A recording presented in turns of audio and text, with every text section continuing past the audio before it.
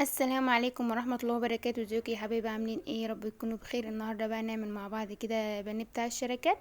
انا جبت كده صدرة فرخة، وكنت فرماها كده في الكبة، وجبت الكريزمي برضو وفرمته برضو في الكبة، بس خليت بقى الكريزمي لوحده.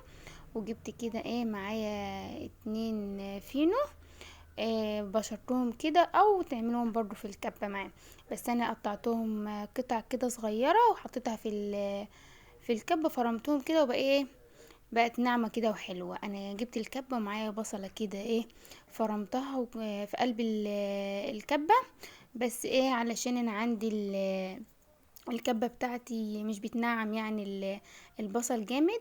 جبتها وحطيتها فيها، وبعدين جبت صدرة الفرخة بتاعتنا وحطيتها، وحطيت بقى البهارات بتاعتنا.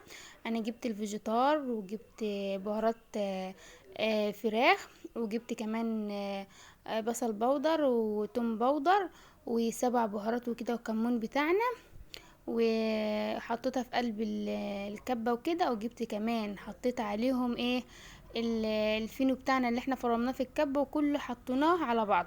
يعني حطيت الفراخ وحطيت البهارات بتاعتنا وحطيت البصلة وحطيت كده الفينو. وبعملها بقى ايه في الكبة، وبلفها كده كويس عما تبقى ايه العجينة كلها تبقى ايه متماسكة. وعما تخلصيها هتحطها بقى في طبق، وتمسحي ايدك بشوية زيت عشان تلميها بقى ببعضها وكده. بس انتي بقى ايه، اهم حاجه نعمل بصله وكده. انا عملتها ضربتهم كده في الكبه، وبقت ايه، عجينه كده حلوه ولينه في ايديا. انا بقى ايه هشكلها بايديا وكده يا حبايبي. انتي بتاخدي على قد المقدار الحته اللي انت عاوزاها، بتقطعها كده قطع صغيره، وبتعملها بصوابعك وكده. ولو انت عندك الجهاز بتاع البانو كده تعملها عادي بيها. شوف انا بعملها بصوابعي كده. انت لازم من ورا تبقى عريضة، ومن قدام تبقى رفيعة، عشان تديكي شكل البانيه بتاع الشركة كده. تمام. وتسيبها بقى ايه، ما تخلصوا كل الكمية بتاعتك تسيبها وتدخلها الفريزر علشان تعملها على طول. ما تنسوش ليا اللايك والاشتراك عشان يوصلكوا كل جديد، ده فضلا ليس امرا. كده ايه بسوي ايه معاه البانيه حبايبي. تمام كده هنحطها بقى ايه على الصينيه. واهم حاجه اما تخلصوا كل الكميه حطها في الفريزر قيمه 10 دقايق ربع ساعه ما تجمد معاكي كده، عشان بقى ما نيجي ايه، نعمل بقى الخلطه بتاعتها بتاعت اللي بره بقى، عشان تمسك عليها، عشان ايه ما تتفتحش منك او تتكسر منك وكده في قلب اللبن.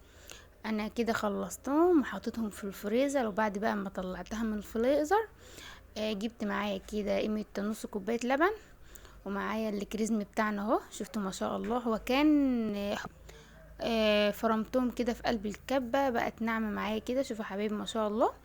انا هاخد الواحدة اعملها في اللبن مرة، واحطها كمان في الكريزمي، علشان ايه، لازم تتشرب اللبن. شوفوا انا بعملها كده ونشيلها على طول.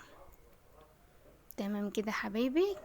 هنحطها بقى ايه في الكريزمي مرة، هنرجع نعيدها تاني في اللبن، ونرجع نحطها تاني في الكريزمي مرتين، علشان يبقى الطبقة بتاعة الكريزمي عليها ايه، سميكة وكده. شفتوا ما شاء الله. وحشتوني جدا جدا من اخر فيديو قدمته. انا كده عملتها كده ايه المرتين. هعمل معاكم كمان كده واحدة، وايه عم اخلص بقى كل الكمية وهوريها لكم. التانية اهي عملتها باللبن، ورجعت حطيتها في الكريزمي كده، قلبتها مرة فيها، وبعدين هعملها باللبن تاني وارجع احطها في الكريزمي. شوفوا يا حبايبي ما شاء الله، الطبقة بتاعتها سميكة كده وجميلة. انا بعمل البانيه ده، بعمل من يعني لو انا مستعجله وعاوزه اعملها بسرعه في نفس اليوم وكده وايه، واعملها عشان الاولاد، بعملها على طول واقليه. اما انا عملت دول ايه وحطيتهم ايه في الفريزر.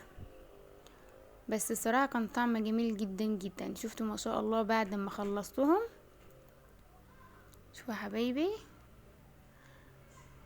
بس اهم حاجه ما تجيبيش الكريزم يكون ناشف جامد، تيجي تفرميه في الكب ما بتفرمش منك.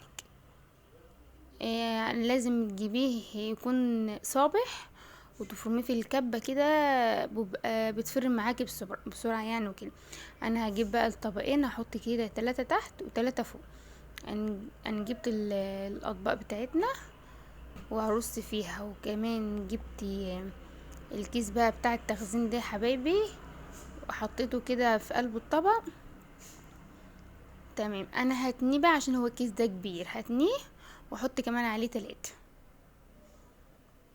وبعد كده ايه، هبقى احط كمان عليهم كيس من فوق، والفها كده بقى ايه بالاسترتش. تمام كده. انا هجيب برضو الطبق التاني واعملها،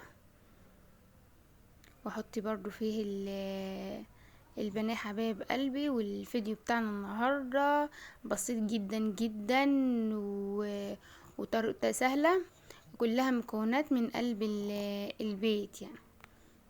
تمام كده، شوفوا ما شاء الله. وكده الفيديو بتاعنا النهاردة خلص يا حبايبي، واشوفكم بقى على خير، مع الف سلامة.